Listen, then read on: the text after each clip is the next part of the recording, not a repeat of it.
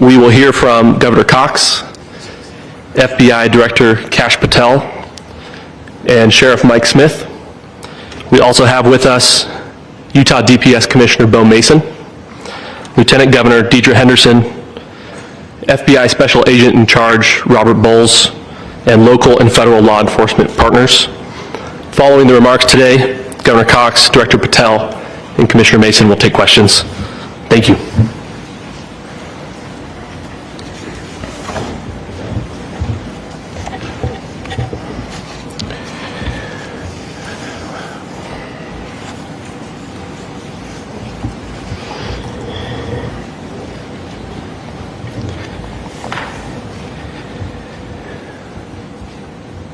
Good morning, ladies and gentlemen. We got him.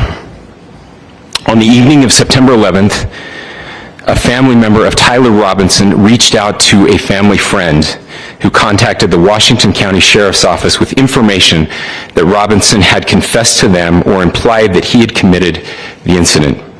This information was relayed to the Utah County Sheriff's Office and scene investigators at Utah Valley University. This information was also conveyed to the FBI.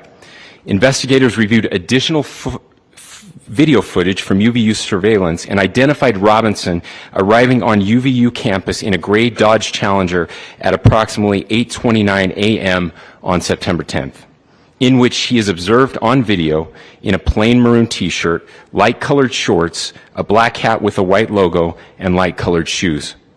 When encountered in person by investigators in Washington County on September 12th, in the early morning hours, Robinson was observed in consistent clothing with those surveillance images. Investigators interviewed a family member of Robinson who stated that Robinson had become more political in recent years.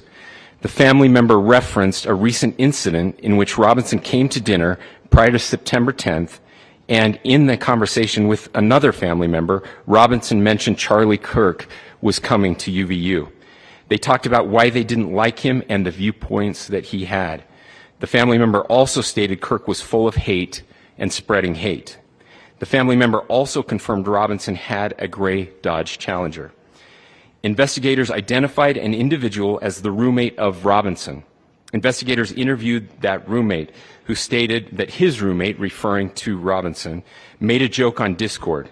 Investigators asked if he would show them the messages on Discord. He opened it and showed several messages to investigators and allowed investigators to take photos of the screen as each message was shown by Robinson's roommate. These photos consisted of various messages, including content of messages between the phone contact named Tyler with an emoji icon and Robinson's roommate's device. The content of these messages included messages affiliated with the contact Tyler, stating a need to retrieve a rifle from a drop point, leaving the rifle in a bush, messages related to visually watching the area where a rifle was left, and a message referring to having left the rifle wrapped in a towel. The messages also refer to engraving bullets and a mention of a scope and the rifle being unique. Messages from the contact Tyler also mentioned that he had changed outfits. I know there has been speculation as well as to the writing on those casings, those bullet casings, and I believe we have that as well. And I will share that with you now. So the area north of Campus Drive Road where the suspect crossed over, you saw some of that in the video that we released last night, consists of a grassy area with trees on the edge of the UVU campus. Investigators discovered a bolt-action rifle wrapped in a dark-colored towel. The rifle was determined to be a Mauser Model 98 .30-06 caliber bolt-action rifle. The rifle had a scope mounted on top of it. Investigators noted inscriptions that had been engraved on casings found with the rifle. Inscriptions on a fired casing read, "Notices, bulges, capital OWO, what's this?" ? Inscriptions on the 3 unfired casings read, "Hey fascist!" ! Catch! !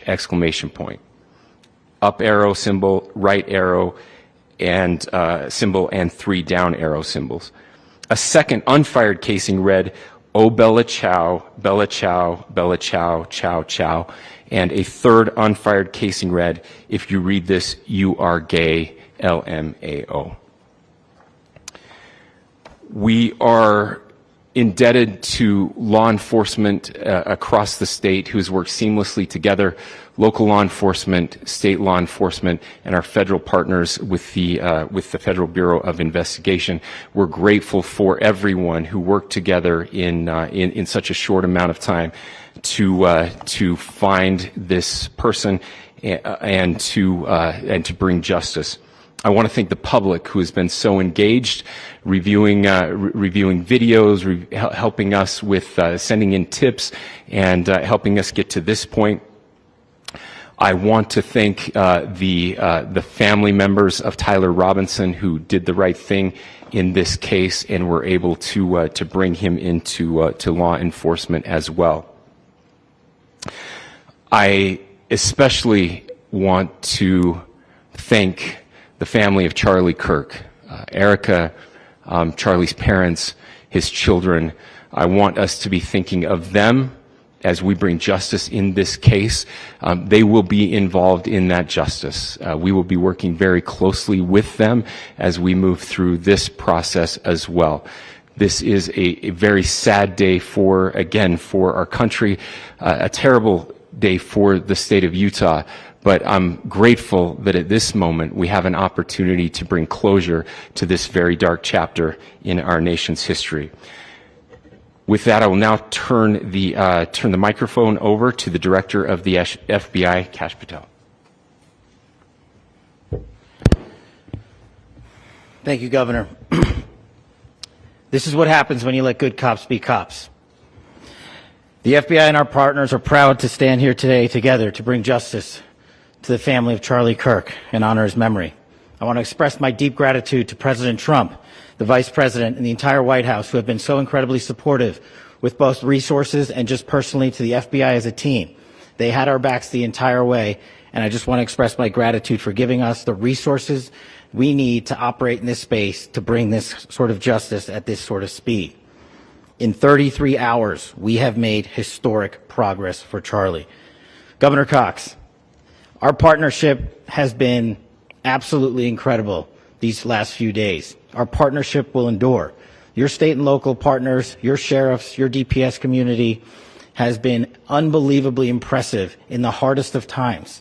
And a case like this cannot be solved, cannot be brought without partnering with your state and local authorities. The FBI has a certain role to play, and we will play that role, and we will lead out for the federal government. But Governor Cox, we are so grateful for your state partnership that led out on this investigation.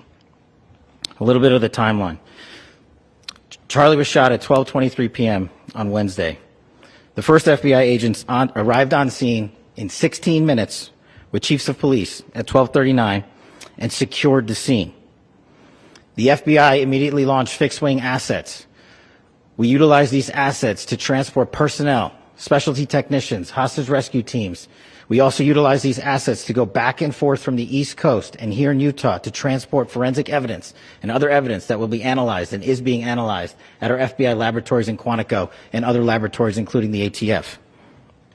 At my direction, the FBI released the first set of FBI photos of the suspect at 10 a.m. local time on 9/11. Then, shortly thereafter, the FBI reward of $100,000 was released at 10:45 a.m. local. Myself and Deputy Director Bongino arrived on the scene at approximately 5:30 p.m. on 9/11. The governor led a press conference last night at approximately 8 p.m., where at my direction, the FBI released a never-before-seen video of the suspect. We also released new images to the public of the suspect. And just last night, the suspect was taken into custody at 10 p.m. local time. In less than 36 hours, 33 to be precise, thanks to the full weight of the federal government and leading out with the partners here in the state of Utah and Governor Cox, the suspect was apprehended in a historic time period. And I want to highlight what Governor Cox said. This would not have been possible without you, the media, and you, the public. That's why we went so public, so fast, and we're so transparent, and we're committed to that transparency. The crime scene, just a little bit there. It is a large crime scene. State and local authorities, along with federal authorities, processed that crime scene quickly. And I even had the ability to walk through that crime scene and walk through the steps the suspect took to learn more about what was needed and what resources we needed to bear to create a full picture for the FBI and leadership back in Washington. Furthermore, thankfully to state and local partners, forensic evidence has been seized and continues to be garnered. Forensic evidence has already been evaluated at FBI laboratories in Quantico and state and local authorities here.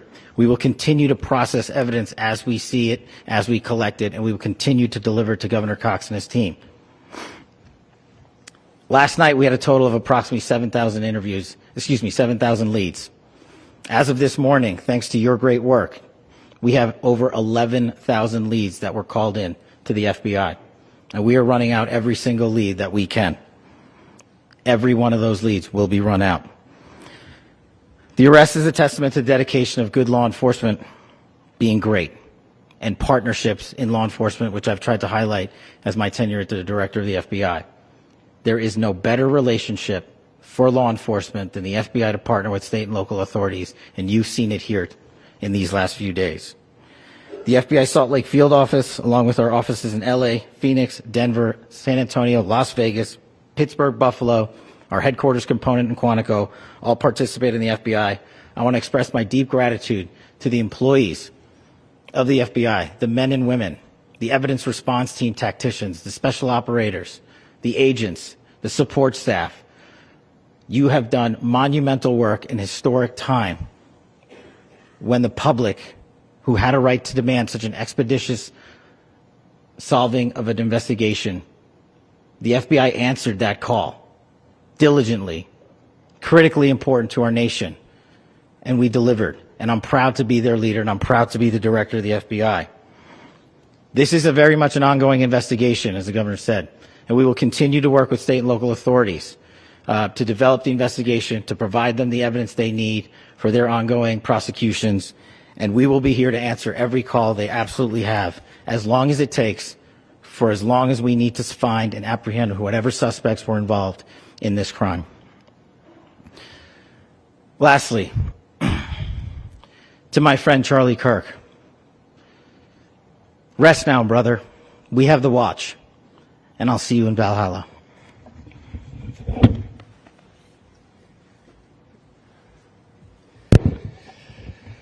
Thank you, and good morning. I would just like to take a few minutes as the sheriff to express my gratitude for everybody who has played a part in this investigation. As you know, it's been a vast, a complicated, and a very, very fast-paced investigation. You're looking at people standing up here who are running on, if they got an hour's sleep in the last couple of days, they're probably lucky. It has been very taxing. It has been so impressive, speaking on behalf of the local law enforcement, to see the cooperation that we've seen in this type of case. Across the state, sheriffs, chiefs, our state partners have stepped up and have come to the call on anything that we needed. Our county chiefs have been phenomenal. Our Utah County Attorney, Jeff Gray, who's standing up here with us, has been phenomenal in leading us through this investigation. I would like to thank the federal government for their resources, their assets. Our local team here, our FBI team, has been extraordinary in helping us work through this and bring this person to justice. Most of all, I would like to thank the public, and specifically, I would like to thank the public who turned to prayers and who turned to positiveness for us. I would like to thank them on behalf of the law enforcement community, because we needed those prayers. That's what we needed to get through this. We needed your support, and you gave it to us. We needed your patience, and you gave it to us. And I would like to thank you for the Kirk family, because that's what they need, is your support and your prayers, and that will get us through all of this. So thank you, everybody, for everybody that have stepped up. We've had such a phenomenal response to this. Thank you.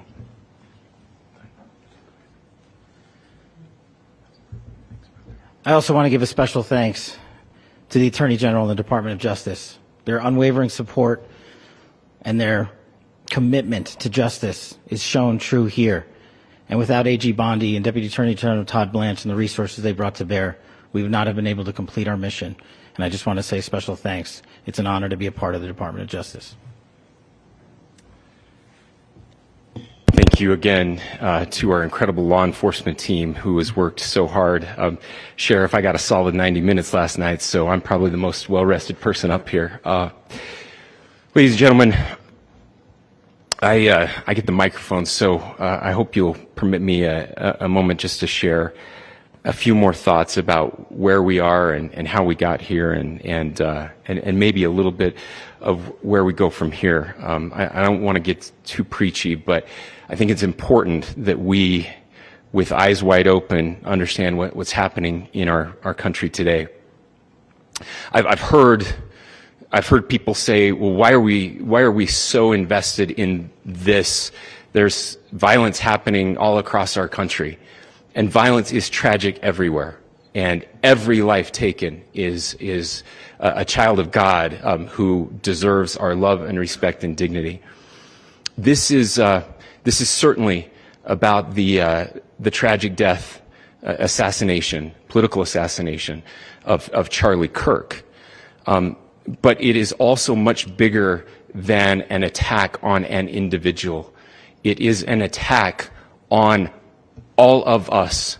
It is an attack on the American experiment. It is an attack on our ideals. This cuts to the very foundation of who we are, of who we have been, and who we could be in better times. Political violence is different than any other type of violence for lots of different reasons. One, because in the very act that Charlie championed of expression, that freedom of expression that is enshrined in our founding documents, in having his life taken in that very act, makes it more difficult for people to feel like they can share their ideas, that they can speak freely. We will never be able to solve all the other problems, including the violence problems that people are worried about, if we can't have a clash of ideas safely and securely. Even, especially those ideas with which you disagree. That's why this matters so much. Over the last 48 hours, I have been as angry as I have ever been, as sad as I have ever been. And it was, as anger pushed me to the brink, it was actually Charlie's words that pulled me back. I'd like to share some of those. And specifically right now, if I could, I need to talk to the young people in our state, in my state, and all across the country. As President Trump reminded me, he said, you know who really loved Charlie? The youths. And he's right. Young people loved Charlie, and young people hated Charlie. And Charlie went into those places anyway. And these are the words that have helped me. Charlie said, when people stop talking, that's when you get violence. He said, the weak can never forgive. Forgiveness is the attribute of the strong.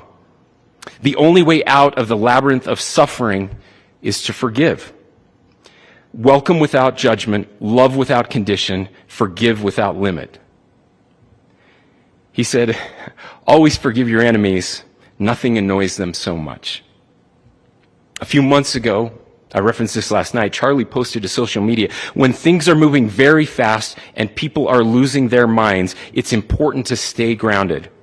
Turn off your phone, read scripture, spend time with friends, and remember, internet fury is not real life.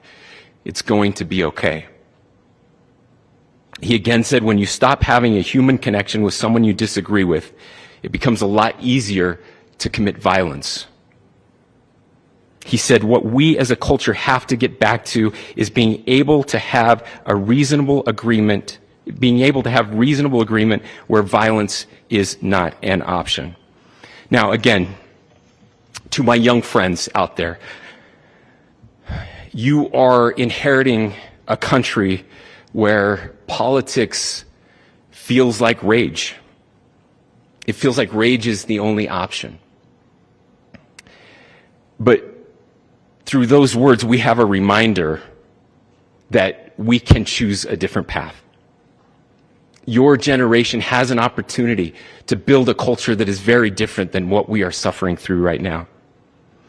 Not by pretending differences don't matter, but by embracing our differences and having those hard conversations. I think we need more moral clarity right now. I hear all the time that words are violence.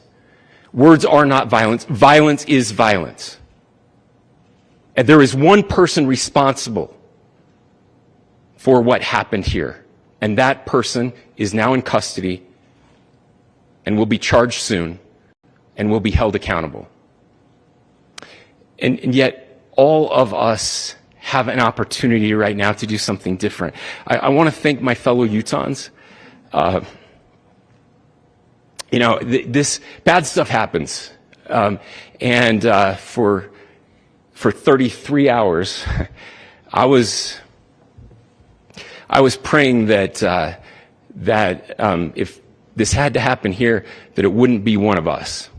That somebody drove from another state, somebody came from another country. Sadly, that prayer was not answered the way I had hoped for, just because I thought it would make it easier on us if we could just say, hey, we don't do that here. And indeed, Utah is a special place. We lead the nation in charitable giving. We lead the nation in service every year. But it did happen here. And it was one of us. But I want you to look at how Utahns reacted the last 2 nights. There was no rioting. There was no looting. There were no cars set on fire. There was no violence. There were vigils and prayers and people coming together to share the humanity. And that, ladies and gentlemen, I believe is the answer to this. We can return violence with violence. We can return hate with hate. And that's the problem with political violence, is it metastasizes. Because we can always point the finger at the other side. And at some point, we have to find an off-ramp, or it's going to get much, much worse. But see, these are choices that we can make. History will dictate if this is a turning point for our country. But every single one of us gets to choose right now if this is a turning point for us. We get to make decisions. We have our agency. And I desperately call on every American, Republican, Democrat, liberal, progressive, conservative, MAGA, all of us to please, please, please follow what Charlie taught me.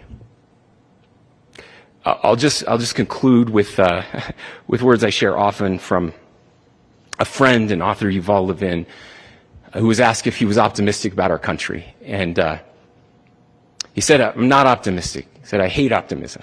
Like, that sounds bad. But he said, optimism is a vice. It's this idea that good things are just going to happen. And he said, in the history of the world, good things have never just happened.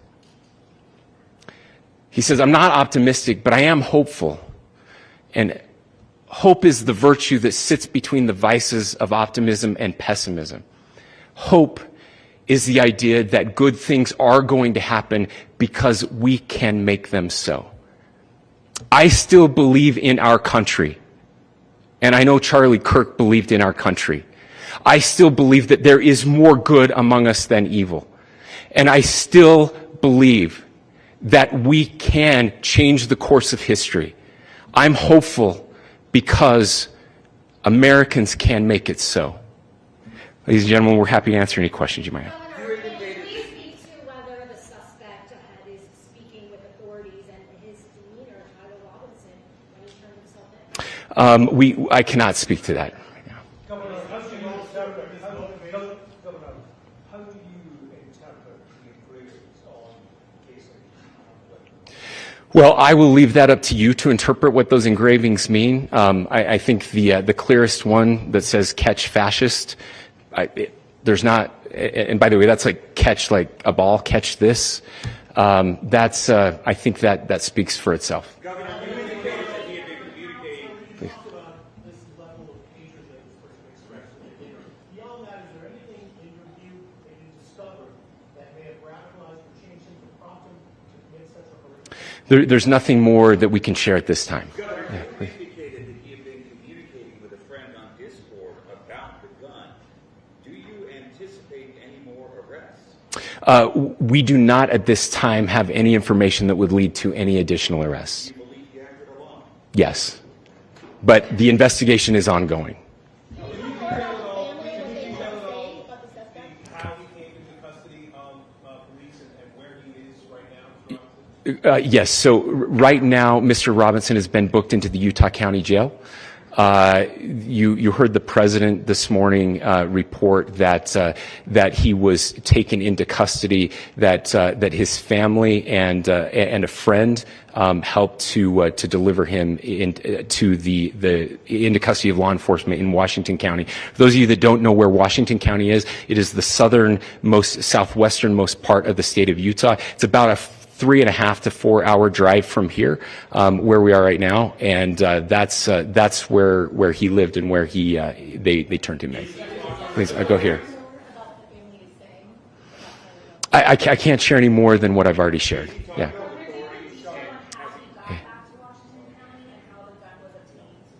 So how we obtained the gun? The gun was found here. So I don't have much more details on that. We do know that he drove. We had his car here on campus, and then we had his car going south back to the St. George. It's actually the city of Washington in Washington County. Is he talking with authorities and did he discuss a motive? I'm sorry? We don't have any information that would lead us to believe that. Yes, in fact, it was just released. Yes. Talking with authorities and did he discuss a motive? I can't answer that right now. Yeah, thank you. Over here.